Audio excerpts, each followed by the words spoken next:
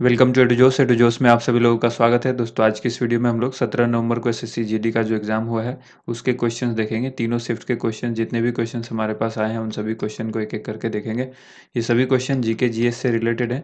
अब मैं कोशिश करूँगा इसके अलावा हिंदी के क्वेश्चंस भी ऐड कर दिए जाएँ, क्योंकि काफ़ी सारे बच्चे जो है वो हिंदी के क्वेश्चंस भी बता रहे हैं। जीके जीएस के क्वेश्चन की संख्या काफ़ी कम है, तो इसकी वजह से क्वेश्चन ज़्यादा से ज़्यादा कवर हो पाए तो आपके लिए जीके जीएस और हिंदी दोनों के क्वेश्चन जो हमारे पास आएंगे, अब उन क्वेश्चंस को हम यहाँ पर वीडियो में शामिल कर लेंगे।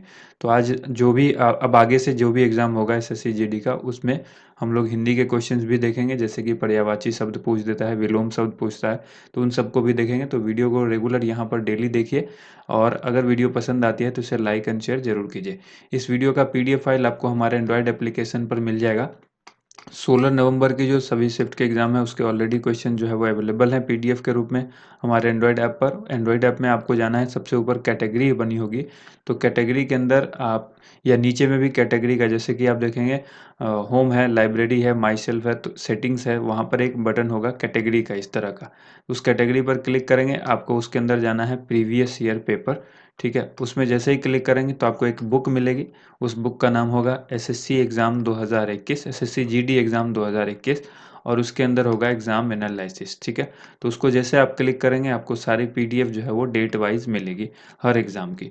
यानी जो एसएससी जीडी का डेली जो एग्ज़ाम हो रहा है, इसको एग्ज़ाम वाइज हमने वहाँ पर अवेलेबल करा दिया है। तो चलिए शुरू करते हैं। पहला क्वेश्चन यहाँ पर है राजीव गांधी खेल रत्न पुरस्कार। ठीक है, तीनों शिफ्ट से क्वेश्चन मिक्स हैं, 1 2 3 तीनों शिफ्ट के क्वेश्चन है। अगर आपको कोई क्वेश्चन में डाउट है या लगता है कि इससे ज़्यादा क्वेश्चन पूछा गया है, तो आप हमें कमेंट करके ज़रूर बताइए। आप व्हाट्सएप कर सकते हैं, ठीक है, 9205056365, इस पर आप व्हाट्सएप करें। और जो भी आप अगर एग्ज़ाम आपका अभी बाकी है तो आप जिस दिन भी आपका एग्ज़ाम हो उस दिन के एग्ज़ाम के क्वेश्चंस आप ज़रूर भेजा करें। तो पहला प्रश्न है, राजीव गांधी खेल रत्न पुरस्कार का नया नाम बदलकर क्या हो गया है? मेजर ध्यानचंद खेल रत्न पुरस्कार। चंद्रशेखर आज़ाद ने किस पार्क में खुद को गोली मारी थी, यानी कहाँ पर उन्होंने अपने आप को जो है वो गोली मारकर अपनी आत्महत्या की थी? तो यहाँ पर आप कहेंगे अल्फ्रेड पार्क में। ठीक है, इसके बाद जो है वो गोदावरी नदी की सहायक नदी कौन सी है? तो यहाँ पर ऑप्शंस नहीं है हमारे पास, तो इसमें आप याद रख सकते हैं कि वर्धा, प्राणहिता, वैनगंगा, ये सब जो है वो गोदावरी की सहायक नदी है। यहाँ पर देखिए चंद्रशेखर आज़ाद जी के लिए जो हमने वर्ड इस्तेमाल किया आत्महत्या, वो आत्महत्या आप ना कहें उसको, आप ये कह हालांकि वो आत्महत्या है लेकिन आप उसको कहेंगे क्योंकि वो शहीद हुए देश के लिए, तो आप इसको शहीद की संज्ञा दे सकते हैं। यहाँ पर है, सबसे सशक्त परमाणु केंद्र कहाँ पर है? पोखरण राजस्थान में। अंतर्राष्ट्रीय क्रिकेट खिलाड़ी बनने के लिए जो न्यूनतम उम्र है वो क्या है? तो अंतर्राष्ट्रीय क्रिकेट खिलाड़ी बनने के लिए जो न्यूनतम उम्र है वो यहाँ पर आपको याद रखनी है कि वो है 15 वर्ष। ठीक है, इसके बाद देखिए हाल ही में जारी रिपोर्ट के अनुसार चंद्रयान 2 ने चंद्रमा के कितने चक्कर यानी परिक्रमा लगाए हैं? तो 9000 से अधिक। बनेरघट्टा नेशनल पार्क कहाँ पर स्थित है? ये कर्नाटक में स्थित है। 2019-20 में कुल कितने लोगों को पद्म पुरस्कार से सम्मानित किया गया? तो 119 लोगों को सम्मानित किया गया। इसी तरह 2020-21 पर वीडियो हमने बना दी है, आप उसको ज़रूर देखें, किसको किसको कौन सा अवार्ड मिला, किसे अर्जुन पुरस्कार दिया गया, किसे द्रोणाचार्य पुरस्कार दिया गया। ठीक है, पद्म भूषण, पद्मश्री, पद्म विभूषण, ये किन किन लोगों को मिला, कितने लोगों को मिला, अलग अलग कैटेगरी में सब कुछ आपको याद रखना है। ठीक है, तो अब बढ़ते हैं आगे क्वेश्चन की तरफ। क्वेश्चन जहाँ पर आपसे पूछा गया है फिर, यह है अनुच्छेद 32 किससे संबंधित है? संवैधानिक उपचारों का अधिकार कहलाता है अनुच्छेद 32। इसके बाद है कि इसमें यह है कि कोई भी व्यक्ति न्यायालय की शरण ले सकता है अगर उसके साथ कुछ गलत हो रहा है। ठीक है, तो निर्वाचन आयोग का हेडक्वार्टर कहाँ पर है, ये भी पूछा गया है, तो ये है नई दिल्ली में। बंगाल का विभाजन कब हुआ था? 1905 ईस्वी में हुआ था। उसके बाद पूछा गया भारत के पहले निर्वाचन आयुक्त कौन थे? तो आंसर हो जाएगा सुकुमार सेन। सीएनजी का फुल फॉर्म पूछा गया, कंप्रेस्ड नेचुरल गैस होता है सीएनजी का फुल फॉर्म। ठीक है, श्रीलंका का पुराना नाम पूछा गया, सीलोन है श्रीलंका का पुराना नाम। बिहार विधानसभा चुनाव में 2020 में कांग्रेस को कितनी सीटें मिली थी? 19 सीटें मिली थी। इसी तरह से आपको यहाँ पर जितनी अलग अलग पार्टियां हैं, जैसे आरजेडी है, बीजेपी है, जेडीयू है, ठीक है, उसके बाद एलजेपी है, इन सबको कितनी-कितनी सीट मिली है, वो आप अलग-अलग याद रखिएगा। और सरकार किसकी है अभी? बीजेपी और जेडीयू के गठबंधन की सरकार है। इससे पहले आरजेडी और जेडीयू के गठबंधन की सरकार थी, ठीक है? भरतनाट्यम के जनक कौन है? भरत मुनि, आप याद रखिएगा। व्हाट्सएप का पेमेंट पार्टनर कौन नहीं है? ऐसा सवाल पूछा गया था और उसमें जो ऑप्शन है वो था भारतीय state bank, HDFC, axis bank और जियो पेमेंट। तो राइट आंसर हो जाएगा जियो पेमेंट्स बैंक, ठीक है? नेक्स्ट क्वेश्चन देखिए, नेक्स्ट क्वेश्चन यहाँ पर है, जो अगला प्रश्न आपसे पूछा गया है वो पूछा गया है कि दिल्ली को भारत की राजधानी कब बनाया गया था? तो ये 1911 में बनाया गया था, ठीक है?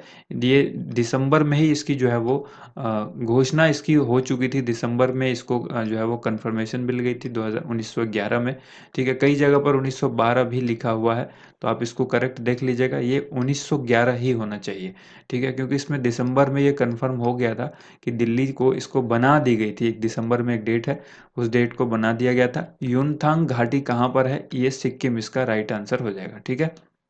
उसके बाद सवाल पूछा गया पीलिया किसके कारण होता है? तो पीलिया जो है वायरस यानी विषाणु के कारण होता है। इसके बाद है नामदफा नेशनल पार्क किस राज्य में स्थित है? तो ये अरुणाचल प्रदेश में स्थित है। कहाँ पर है? अरुणाचल प्रदेश में है नामदफा, ठीक है? इसके बाद देखिए अगला यहाँ पर जो सवाल है वो पूछा गया है अमेज़न के नए सीईओ किसको बनाया गया है? तो ये बनाया गया है एनडी जेसी को। अमेज़न के नए सीईओ कौन है? तो ये हैं एनडी जेसी। सती प्रथा के खिलाफ सबसे पहले जो है वो जो है वो पहले किसने कदम उठाया था? या ऐसा पूछा गया है कि सती प्रथा के खिलाफ किसने कदम उठाया था? ऑप्शन में था राजा राम मोहन राय, तो करेक्ट आंसर यही होगा। कुतुब मीनार की 5वीं मंजिल किसने बनवाई थी? तो देखिए 5वीं मंजिल फिरोज शाह तुगलक ने बनवाई थी। कुतुब मीनार का काम शुरू किसने करवाया था? कुतुबुद्दीन ऐबक ने। फिनिश किसने करवाया था? तो इल्तुतमिश ने। याद रखिएगा, इसी तरह से ये सवाल पूछे जाते हैं इससे रिलेटेड। कहाँ पर है ये? दिल्ली में है, और दिल्ली में कहाँ है? मेहरौली में है, ये भी याद रखिएगा। इसी के अंदर जो है एक स्तंभ है, लौह स्तंभ, उससे भी रिलेटेड सवाल पूछा गया है, ठीक है? तो ये लौह स्तंभ से संबंधित ये सवाल है, कुतुब मीनार स्थित लौह स्तंभ का निर्माण किसने करवाया था? चंद्रगुप्त द्वितीय ने करवाया था। इसी को जो है हम लोग विक्रमादित्य के नाम से भी जानते हैं। विक्रमादित्य के नाम से हम लोग इसको जानते हैं, चंद्रगुप्त द्वितीय को, ठीक है? इसके बाद देखिए अगला सवाल यहाँ पर पूछा गया है, हीमोग्लोबिन की कमी से कौन-सा रोग होता है? तो आंसर हो जाएगा एनीमिया होता है, यानी खून की कमी जो है वो ये हो जाए, अरक्तता भी आप इसको कह सकते हैं, अरक्तता, ठीक है? तो हीमोग्लोबिन की कमी से होता है। नेक्स्ट जो क्वेश्चन देखिए, अगला क्वेश्चन है बिहार विधानसभा के अध्यक्ष कौन हैं? तो विजय कुमार सिन्हा। इससे पहले भी हो सकता है आपसे पूछ दे, तो विजय कुमार चौधरी थे इससे पहले। इससे पहले कौन थे? विजय कुमार चौधरी थे। इसी तरह से अलग-अलग स्टेट के बारे में भी आपको याद रखना होगा, ठीक है? सिर्फ बिहार के बारे में ही नहीं, आपको यूपी के बारे में भी याद रखना होगा, कोलकाता यानी वेस्ट बंगाल के बारे में भी याद रखना होगा। अन्य राज्यों के भी विधानसभा के जो विधानसभा के अध्यक्ष हैं, उनको आप याद रखिएगा। अनुच्छेद 76 यानी 76 किससे संबंधित है? जो ये महान्यायवादी की नियुक्ति से संबंधित है। इसके बाद क्वेश्चन है रत्नावली के रचनाकार कौन है? तो रत्नावली के रचनाकार हर्षवर्धन हैं। हर्षवर्धन, राजा हर्षवर्धन, याद रखिएगा, ठीक है? इसके बाद है हरेला त्योहार कहाँ मनाया जाता है? तो ये उत्तराखंड में मनाया जाता है। नेक्स्ट क्वेश्चन है विराट कोहली को 2020 में कौन-सा अवार्ड दिया गया था? तो ये अवार्ड दिया गया था सर गारफील्ड जो सोबर्स अवार्ड है ICC male cricketer of the year का, ये अवार्ड मिला था विराट कोहली को। इसके बाद है नीरज चोपड़ा का संबंध किस जिले से है, यानी वो कहाँ के निवासी हैं? तो पानीपत, और ये है कहाँ पर? हरियाणा राज्य के अंदर है पानीपत, वहाँ के जो है नीरज चोपड़ा वहीं से संबंध रखते हैं। इसके बाद अगला सवाल देखिए, अगला सवाल है द्वितीय सिकंदर किसे कहा जाता है? तो दूसरा सिकंदर जो है वो अलाउद्दीन खिलजी को कहा जाता है। तो ये भी क्वेश्चन काफ़ी इंपॉर्टेंट था जो एग्ज़ाम में पूछा गया है। उम्मीद करते हैं आप सब हमें क्वेश्चंस ज़रूर भेजेंगे। इस वीडियो को लाइक एंड शेयर ज़रूर कीजिएगा, ज़्यादा से ज़्यादा अपने दोस्तों के साथ इसको शेयर कीजिए। अगर आपका एग्ज़ाम है आज, तो आप अपने क्वेश्चंस जो है, जो भी आपको याद है, आप हमें कमेंट सेक्शन में या फिर जो नंबर हमने व्हाट्सएप में बताया, उस नंबर पर आप हमें ज़रूर क्वेश्चन भेजें। थैंक यू सो मच, आप सभी लोगों का वीडियो देखने के लिए बहुत-बहुत धन्यवाद।